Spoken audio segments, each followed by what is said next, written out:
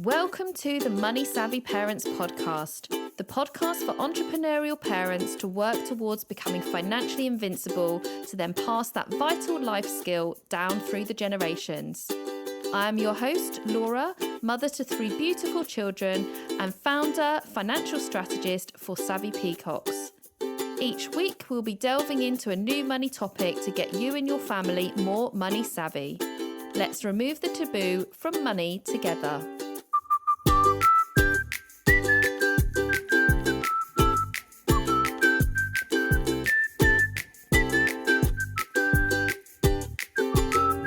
Hello, everybody. Welcome back to my podcast. Thank you so much for being here today. I am honoured to be joined by the lovely Katie Carr today, who we came across each other on Facebook a few months ago and really hit it off. We've definitely can relate to each other with our lives and the journey that we've had. And we thought between us, there might be some little learns in there for the audience for Money Savvy Parents. So welcome, Katie. Did you want to introduce yourself and say a little bit about who you are? Yeah, thank you so much. Yeah, my name's Katie and I'm founder of Katie Carr Creative.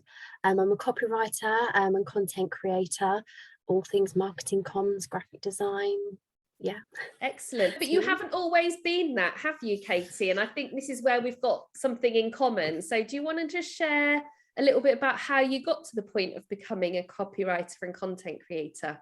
Yeah, absolutely. So I was a PA and an EA in London for over a decade, and I began my journey as a VA quite naturally, and just the need for small business owners and their content, because it's a full-time job. I just found that I was focusing so much more on copywriting and design and content management, and I just decided I loved it, so I just wanted to focus on that rather than spreadsheets. Yeah. So was there something that happened in your life to move from traveling into London and commuting and having that corporate life? Yeah, there were several things really. So I was pregnant with my second baby. I built my business on a train. I had a 4-hour commute into London. We decided to make the move to Broadstairs. So that was an extra hour. So yeah, a couple of hours there and back each day. And I just thought, I'm not going to work in London forever. I want to be around a lot more for my children. And my husband was able to work remotely from home full time. So we just took the opportunity and thought, why not move somewhere that's, lovely, beautiful. So now we live at 8-minute walk from the beach. I'm jealous. I'm going to the beach at the weekend and I literally can't wait. I've got designs on wanting to live near the coast one day. Yeah. It's just my happy place. And it's interesting actually that you've homed into the copywriting stuff, because I find myself much more creative and inspired to write when I'm by the sea. Yeah, 100%. It's so restorative and you just get that lovely vibe while you're by the sea, and I just get loads of ideas. And obviously I would love to just take my notebook down by the sea and sit and write, but unfortunately if you've got a laptop you can't see anything on a screen if you're in the sunshine. So yeah, that would be the dream, just to sit and write a lot. But it's nice because I can take lunch breaks and I can walk down to the beach. So do you know what I would do is I would be going to sit on the beach a couple of hours a day and I'd be transcribing things into my phone, like talking through all of everything that I want to write. So it's already there in words for me. I'd have, if there's a will, there's a way. Yeah, that's it. Yeah, I have been known to do that, leave a lot of voice notes and transcribing things for myself. But sometimes it's just nice to kind of just escape. And that sense of peace is really lovely. And obviously it'd be nice for you to take your dog down there. Yeah, exactly. So you said there that you built a business on a train. So how long did you spend sort of mapping out your business on a train whilst you were still having that corporate life? Yeah, so we moved in the November, and then I was due to have Edie in the July and I was finishing in the June. So a few months really. Started out with, fortunately just found some clients on LinkedIn.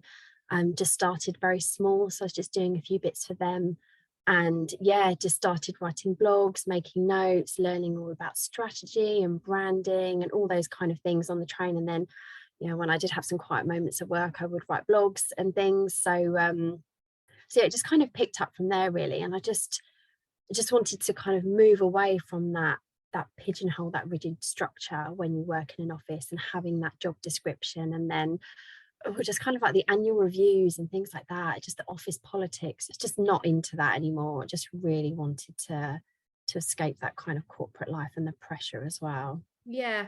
And do you know what else is that a few weeks ago, I had somebody on that actually helps people start VA businesses. And I know that's how you started. And I think it's a great route to entry when you're launching a business whilst you're trying to work out what you really enjoy doing, what you're passionate about, because there's good money to be earned. And I think you mentioned to me before that you actually had to scale it back a few times because it kicked off so much without much effort really in having to find those clients. Yeah, that's it completely. And I think when you're doing that kind of role, you learn about the business in so many different ways. It's so, you know, when you're working, you know, sort of, and you're employed and you're being a, you know, personal assistant, you get to understand your boss, the managers, you know, the way that the company works, all of these other areas, and you get to see the big picture. And the same thing as when you're a VA, you know, you're looking after someone, you understand all about their diary, their personal needs, things they need in their, you know, work that needing done. I think it's a really great way to start because you just learn about business from there. And, you know, mine really, I guess I kind of officially launched in February, after I've sort of had maternity leave, although I did work, you know, sort of running a few bits of my business, doing a few hours here and there. It was, you know, only a few weeks before the pandemic hit. So fortunately for me, all of the contacts and things that I've made, they were all like wanting to go online. They had to like, you know, needed so much support. There were, you know, sort of mums that had their kids at home and they needed extra help from me. And yeah, and as you quite rightly said, at one, you know, a couple of points, it was just too much because they needed so much support from me, and I had to really scale it back because it was just affecting my family life when I was helping this. So but yeah, it's an amazing way to start. And yeah, like you say, there's really good money in it. It's very flexible. You know, you can kind of specialize in, you know, the areas that really suit you, what you feel passionate about.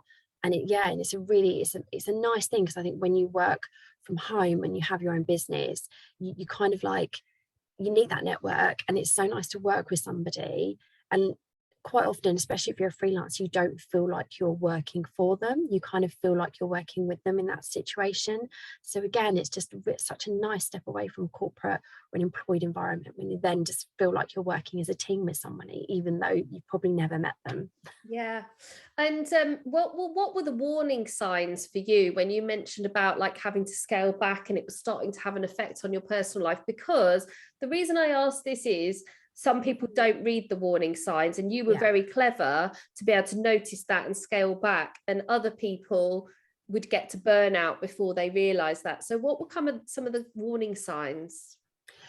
Yeah, I mean, I think I was just getting more stressy with the kids, you know, sort of trying to do home learning and things like that. And when you're a VA, especially, you know, you're managing somebody's inbox, there's meetings and things happening, and there's a lot of time sensitive things that are happening there. And I just found that it was just too much, you know, trying to post on social media at a particular time, because I had one client that didn't want me to schedule things, and I had to post them live at particular times. So, you know, if at that point my baby wasn't napping, and, you know, it was just very chaotic, and I was just getting too stressed, and it, you know, I just felt a bit out of control. Was there an element of, like with that client, for example, where you were eager to get clients on, you didn't really want to say no, but ultimately deep down you knew that it didn't really suit the way you wanted to work? Yeah, that's it. A lot through the pandemic, I started journaling a lot, and I kind of realized that a lot of things that I was saying yes to were through fear, and I was making a lot of decisions that just weren't aligned with me, my life. So, you know, yes, I might have been earning the money, but it didn't come from like a great place. And just kind of doing that journaling, practicing, just realizing that, oh, this is actually a problem, there must be another way around this, kind of just helped me feel a bit more in control and actually get the confidence to make those decisions. Because it's really hard, you know, you want to be able to replace your salary, or, you know, save for things, or, you know, have the flexibility to do things, but ultimately, at the end of the day, if it's causing chaos in your life and you're stressed out, it's just not worth it. Yeah, you're absolutely right. It's realizing that there are more important things to life, or that your time is more precious and your well-being and your stress levels is way more precious than any amount of money you can earn, really. Let's face it. Absolutely. And also trusting that, I've done it a few times before. I might have raised my prices and then lost a few clients, but I had that expectation that that was going to happen. But I just thought, well, that just makes space for the right people. The right thing usually does come along, funnily enough. When you release something, you let something go, and again, you just start making decisions, and they're just so much more aligned as you go along. And it's hard to hold out and trust that that's going to happen, though, isn't it? Yes, it is. It is. Really I think hard. That's where a lot of businesses fail, to be honest. It's riding those difficult periods and trusting that it'll come right in the end, and sort of believing in what you're offering and how the right clients will come at the right time. And it takes a skill to hone that in. It takes a little bit of time. Yeah, I think as well, we all do so much that we actually don't celebrate or recognize. Sometimes luck happens, but most of the time it's through things that you've done. You've made you've made a connection somewhere along the line, or something happens and someone thinks of you, and all of these things, they sometimes just, they work out really well. It's, like if you're moving house and the house falls through and something better comes along, that does kind of happen in life. And I think in business, you really need to trust that that is part of the evolution, and that kind of giving yourself that space actually allows for growth as well. Yeah, definitely. So you mentioned a little bit there about money and the decision to go self-employed and obviously walk away from your corporate life. And I know that you've been quite clear on this, haven't you, with how you've managed it and how you've managed it with your partner. So just talk to me a little bit about that.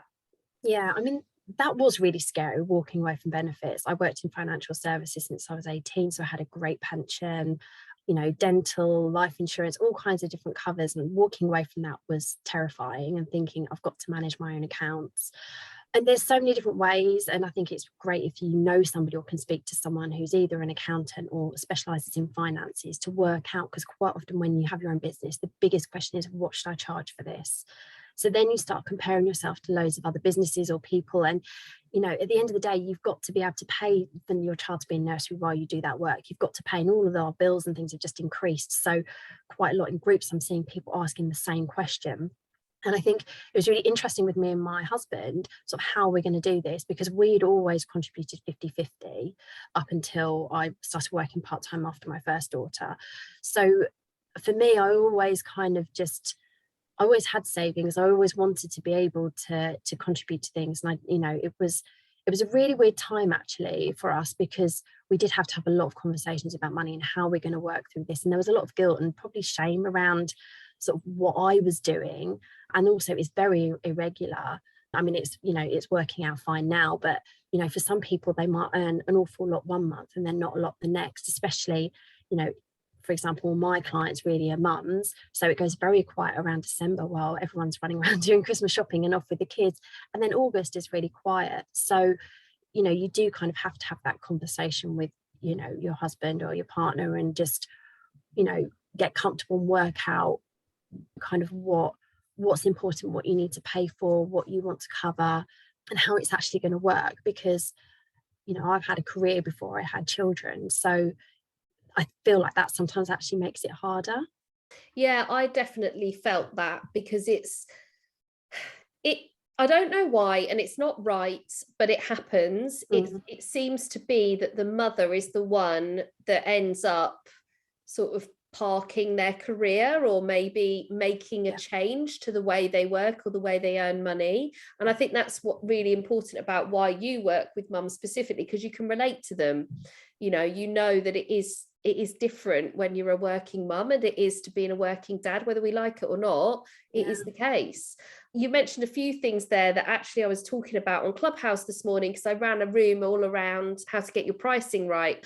And something that I'm very passionate about is looking at your business finances and your personal finances in tangent, you know, at the same time, they do feed each other, and making sure that you're planning in your business for those peaks and troughs that you've just mentioned that you experience, so that your personal finances aren't affected by those peaks and troughs. So what do I need to keep in my business and earn in my business to make sure that I'm always able to take this much per month into my personal world, so that there's consistency in the personal side, even if the business is going a bit up and down and seasonal and different times of the year being busier than others. Yeah, that's it. And I think it's really hard, and I find it hard as a freelancer. So I might start a project and sort of have deadlines and turnaround times and things, but you know, sometimes for reasons out of my control, or even sometimes even my client, things change and move. So when, you know, I think, oh, I might be getting paid that invoice next month, and it ends up being 2 months later than that. So it does really send you into a spin. But I think being able to save money and being able to sort of have that financial flexibility and freedom is so important. And that's why I set my business up when I was going on maternity leave, or just before, because I thought this is kind of the only time where I'm going to have that kind of income and support. And I saved up as well before I kind of officially left work. But I thought this is kind of the only time for me that I'm going to be able to do it. And I did notice that on my first maternity leave, I did kind of get really itchy feet and I wanted to do something. And, you know, so I always felt very guilty about that, actually. And like you said, you know, it's kind of like the traditional mum role. And I feel like for me, I always wanted, and not that I couldn't wait to get back to work, but I was just really looking forward to doing other things as well. And I think I'm most happy when I am working, as well as, you know, so having a big chunk of working time during the day, and then spending time with my kids kind of around that as well. We've all had to work the other way around because of the pandemic, and having like the kids first, they're there, you can't do much about it, and then working around them. And that's just so stressful. Yeah, it is stressful, isn't it? And I've got a question for you, because I think we've come from a similar background. We've both worked in financial services, so we've been very privy to forward planning, managing our money, saving up for future eventualities, obviously understanding the benefit of having a great pension pot and things like that. But do you think that you were that way inclined because you were working in that industry, and have you seen it different with like your friends and the people that you might kind of relate to being similar to you? Yeah, I think it definitely had an influence on me. The fact that I know that I've got a pension, I understand the importance of it. And, you know, having worked with people who are in, you know, sort of in that industry, I think I've always saved though. I think that's probably, you know, sort of influence from my parents. I mean, I think most of my network, most of the women I work with are very like money savvy. And I think you kind of have to be. And if you're not, it just has a real effect. And I just feel like your business just becomes something very different when you're very stressed or too focused on money. Again, I mentioned about making decisions through fear. Sometimes that's money fears, and like, oh, I'm not going to earn enough, or, you know, I should just take this job even though I don't really want, you know, to do the project because of the money. And, you know, that has an effect on your health and your well-being, and sometimes, you know, ends up being a bit of a nightmare all round. So yeah, I think it's really interesting because you definitely pick up and you learn a lot along the way. And having the background I think that we've had, I think you just have like a broader understanding of it. And I think you feel like there's probably more of a need of it, like pensions. I know loads of my friends that don't have pensions. That scares me a little bit, because I'm, you know, will sort of be 40 in a few years, and you think then, you know, you were kind of like in your life stage, like now is the time when you're spending quite a lot of money. And then I think, well, the kids will get older and then they might want to go to university, and then there'll be more things. We're having an extension done in our house. So I think, well, there's never really a good time to start. I think you should always just be doing a little bit all the time. And that is just one of your non-negotiable outgoings. But then I do know some people that kind of do it the other way around, and, oh, I'll save when I've got some money left over. It's like, well, Yeah, it's interesting, isn't it? Because we've all got different approaches, but I really do feel like I'm so thankful for having worked in financial services and being able to understand, because a lot of people are still really scared of this stuff. Like the idea of pension just scares the hell out of a lot of people. And as you've already said, that if you don't understand how you can be savvy with your money, or you've not got the right structure right, it can mean that you come from a place of desperation, which means that your business might not be as successful as you want it to be because your messaging is coming from desperation, or you're saying yes to jobs that you shouldn't really say yes to. And then secondly to that, you're missing out on opportunities, because if you haven't got the right structure that you might have had, like I've not got to this place recently. This is something, my financial situation has been built up over the last 20 years. It's something that I've always been working on, which means now I've got choice and options, and and I can say yes to the right opportunities. And I think that is what makes the difference, because if you don't have that knowledge and that understanding about how to structure things and what you can and can't do with your money to make it work well for you, you have less choice, you have less opportunities. And you mentioned there about people that aren't money savvy, that don't have the opportunities. It's really sad. I've met quite a few people over the years that don't have any choice but to stay in the situation they're in because of their finances, even though it doesn't make them happy. In actual fact, it's probably having quite a negative effect on their mental health and stuff, but they don't have a choice because the finances aren't where they need to be. Yeah, no, absolutely. And I think, when you have your own business, I think women undercharge.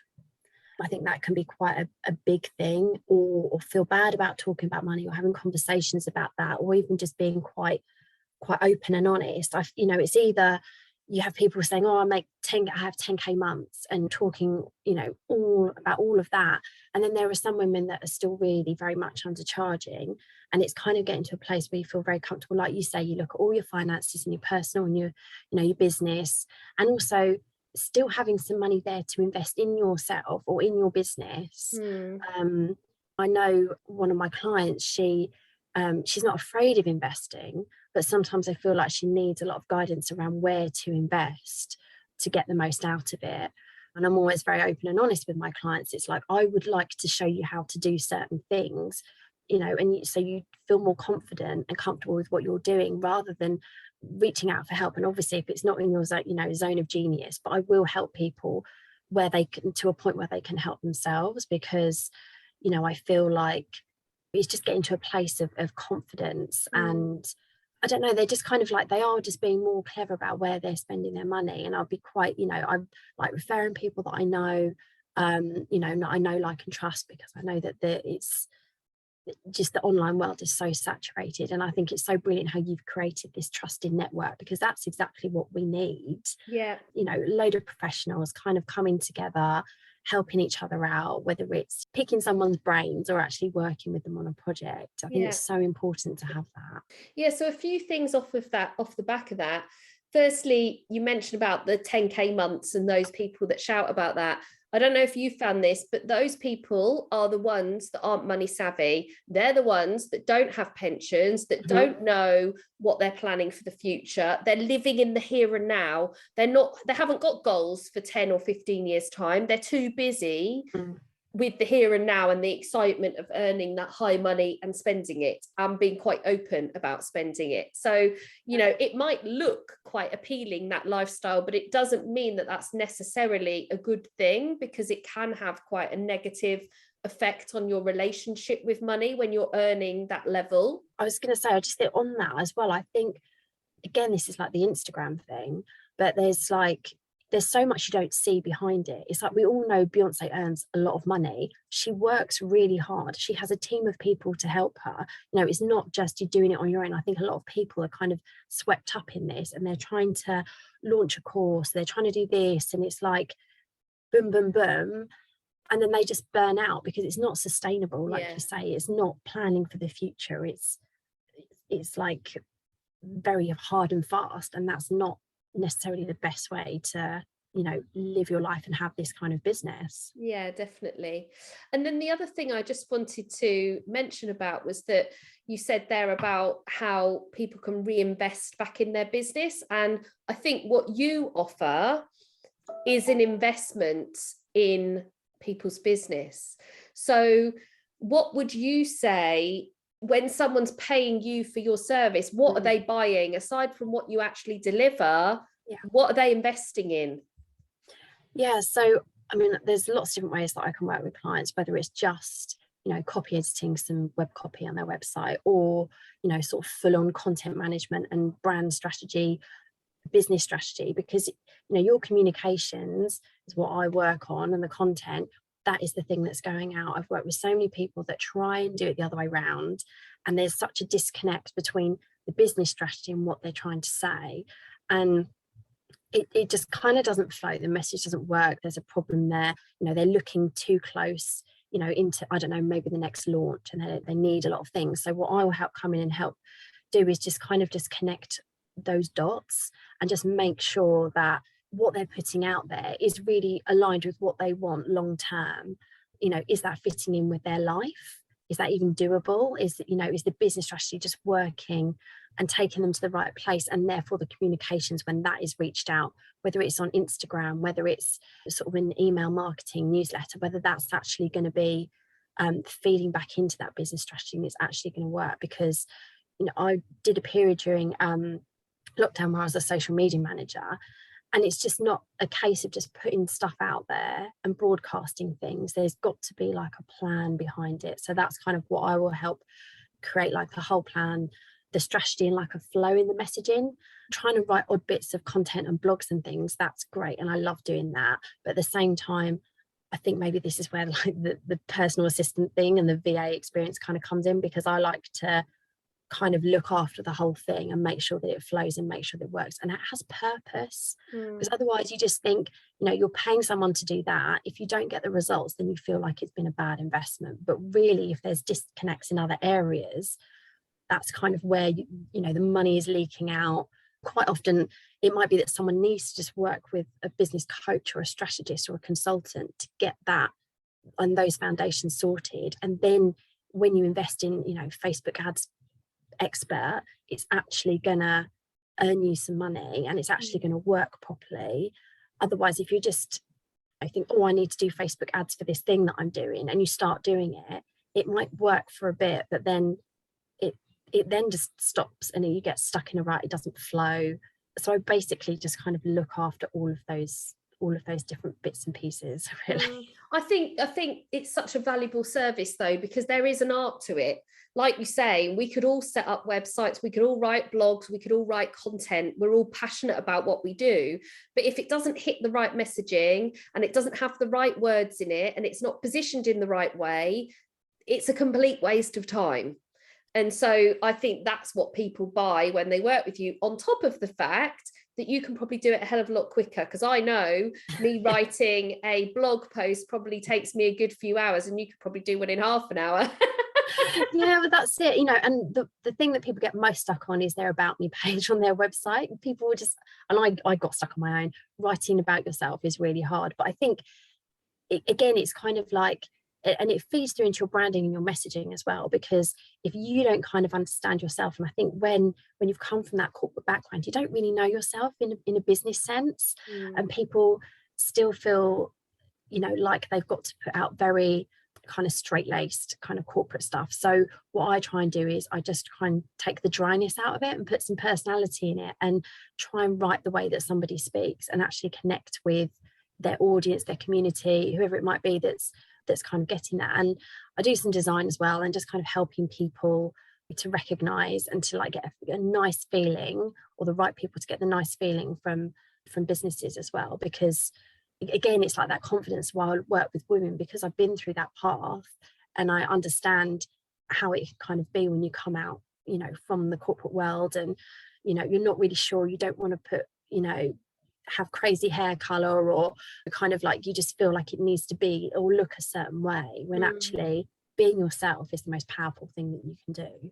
God, it took me ages to get my head around that, because when you're working for a big corporate organization like I did, and you will have been the same, you get so institutionalized, don't you, of I must not say that, and I've got to be careful about this. It took me ages to get my head around the fact that I can have whatever opinion I want, and all it's going to affect is me and my business, and I don't need to worry about some head office person watching what I'm posting. That took ages, because when I was working at a corporate, we were told, you know, you're not allowed to really go on social media. They didn't want us mentioning anything that might link back to where we work, because it could tarnish their reputation. And so for a long time, like, I felt like I couldn't be myself. I couldn't say what I wanted to say. I couldn't wear what I wanted to wear. Well, I did wear what I wanted to wear, but I sort of tamed it down a little bit. Yeah. But, you know, it takes time to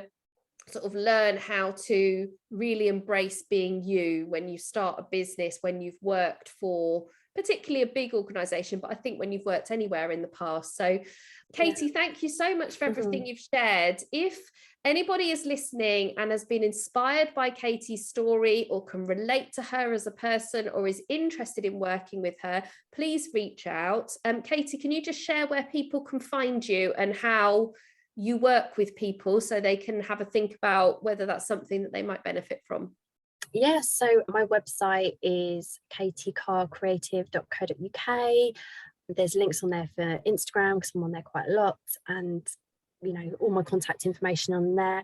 There's kind of 3 ways that I can help people, essentially. I guess show people how to do it, you know, even if it's a quick demo in Canva. That often like annoys people that they can't use Canva for their business, or just some writing tips, just basically just helping people just to kind of get to a place where they feel more confident. I can do odd projects and helping people with, as I say, the web copy, email marketing, all that kind of thing. Can do that for them. Or I can just take hold of everything and help with the planning, the strategy. And if there's something that I don't know, then I'll find someone that does. But yeah, anything in kind of that area I can help with. Yeah, it's kind of That. It's so bespoke when I work with people. They sometimes come to me and they're like, well, I need a little bit of this and some of that, and it's like, that's fine, I'll just kind of, you know, we'll just work with it. So yeah, whatever, go with the flow. Yeah, I love that. And thank you so much for being here today. And thank you for coming into Savvy Women so regularly over the last few weeks. I've really appreciated you being there. Thank you. So thank you for being with us. And I hope whoever's listening in has an amazing day, whatever they're up to. And I'll speak to you soon. Take care.